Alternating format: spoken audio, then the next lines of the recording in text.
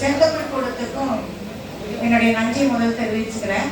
2 நாளைக்கு முன்னாடி கண்ணியம்மா அப்படின்ற ஒரு ஸ்டாஃப் வந்து என்கிட்ட வந்து இந்த மாதிரி உங்கள் பள்ளியில் பேர் முதல்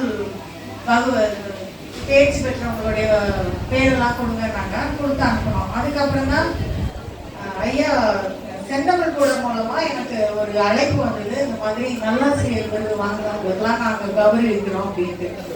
எனக்கு அந்த கௌரவத்தை விட செந்தமிழ் கூடம் அப்படின்னு ஒன்று செயல்படுது திருக்குறள் அப்படின்னு அது கேட்ட உடனே ரொம்ப சந்தோஷமா இருந்தது.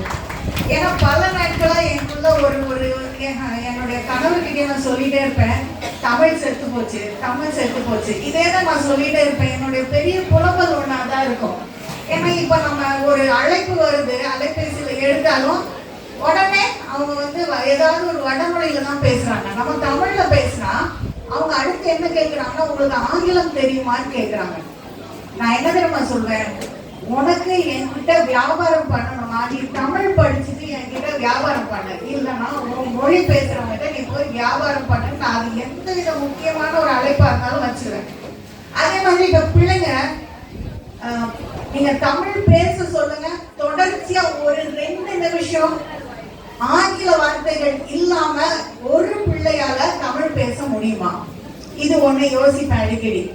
என்னுடைய வீட்டுல என் பிள்ளைங்களே எடுத்தா அழகு அழகா இருக்குல்ல அப்படின்னா, அழகுனா என்னன்னா அழகு அழகுன்றது வரமாட்டேங்குது. அழகு அழகுனா இப்படி குத்துணுமா? அது அழகு கிடையாது. முகம் முகம்ன்றது எவ்வளவு அழகான ஒரு தமிழ் வார்த்தை. மூஞ்சியை பாரு, மூஞ்சி மூஞ்சி, இந்த மாதிரி ஒரு சில வார்த்தைகள் பயன்பாட்டுல இருக்கு. என்னுடைய ஒரு பெரிய கோரிக்கை என்னன்னா, மாணவ சமுதாயத்துக்கு தமிழ் அழகா பேசுங்க. இதை விட ஒரு அழகான மொழியை நீங்க எங்க தேடினாலும் நீங்க கண்டுபிடிக்கவே முடியாது. அவ்வளவு சொற்கள் இருக்கு. நீங்க ஆங்கில வார்த்தைகளுக்கு நிகரான பல சொற்கள் நம்மளுடைய தாய்மொழியில இருக்கு. அத முதல்ல நீங்க கற்றுக்கொள்ளுங்க. அதே மாதிரி நிறைய பேருக்கு தமிழ் தாய் வாழ்த்து பாட தெரியல. நீராறும் கடலொடுத்த இளமடனை எழிலொழுகும் அப்படின்னு பாடுறாங்க. அந்த வார்த்தை மறந்து போயிடுது. ஏதோ ஒன்ன சேர்த்து சேர்த்து சேர்த்து அப்படியே பாடிக்கிறாங்க. அது மாதிரி தமிழ் வாக்கியத்தை யாரும் எழுத மாட்டேங்கிறாங்க. தங்கிலீஷ்னு ஒரு புதுசா கண்டுபிடிச்சிருக்காங்க. அதுக்கு பேர் தங்கிலீஷ்ல கொல்ல பண்றீங்க. என் பிள்ளைங்க நான் சொல்றேன், ஒண்ணு நீ ஆங்கிலத்துல எழுதுறதா ஆங்கிலத்தை எழுது, தமிழ்ல எழுதுறாங்க தமிழ் எழுது. 2ஐயும் சேர்த்து ஏன் இப்படி மொழியை கொலை பண்றீங்க அப்படின்னு கேட்பேன். எழுதுங்க, எழுதுற டைப்பட்ட தெரியலையா, தட்டச்சு தமிழ் தெரியலையா, அடிக்காத, ஏன் பேசுற நீ அப்படின்னா என் பிள்ளைங்கிட்ட எப்பயுமே சொல்றேன். அழகான தமிழ் மொழி, அழகான ஆங்கில மொழி, ஒவ்வொரு மொழிக்கும் ஒரு அழகு இருக்கு. பாரதியார் சொல்லியிருக்காருல, சுந்தர தெலுங்கு, எல்லா மொழிக்குமே ஒரு அழகு இருக்கு. நம்முடைய தாய்மொழிக்கு ஒரு அழகு இருக்கு. அந்த அழகை காப்பாற்றுறது உங்களுடைய கடமை. எங்க மாமனார் வந்து இலக்கிய அணியில இருந்தாங்க. நான் அடிக்கடி சொல்றேன், எங்க மாமனார் இருந்தா பல காரியங்களை செஞ்சிருப்பாங்க, இலக்கியங்கள் நடத்திட்டு இருந்தாங்க. அது இப்ப எங்களால திரும்பி எடுத்து நடத்த முடியல.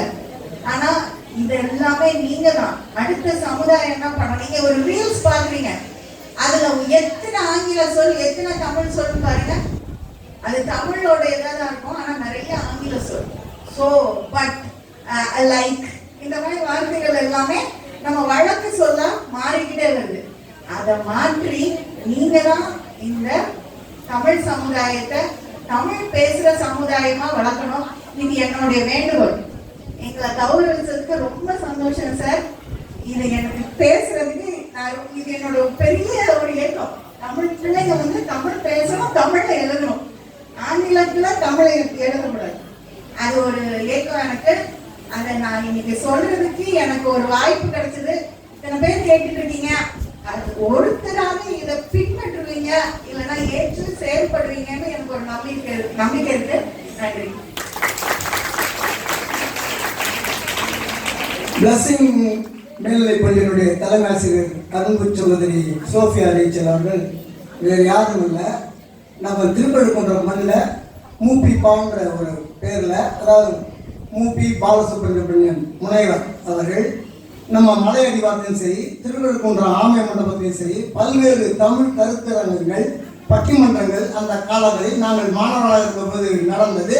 அந்த நிகழ்வில் பட்டிமன்ற நடுவராக வருகை தந்து மூப்பிப்பா அவர்கள் சிறப்பான கருத்துரைகளை வழங்கியவர். அவர் என்னுடைய நெருங்கிய நண்பர், இலக்கியனுடைய மாநில தலைவராக இருந்தவர். நான் அவரோடு மாவட்ட இலக்கிய செயலாளராக பணியாற்றியவன். அந்த பெருமையும் மகிழ்ச்சியும் மனநிறைவும் எனக்கு இருக்கிறது.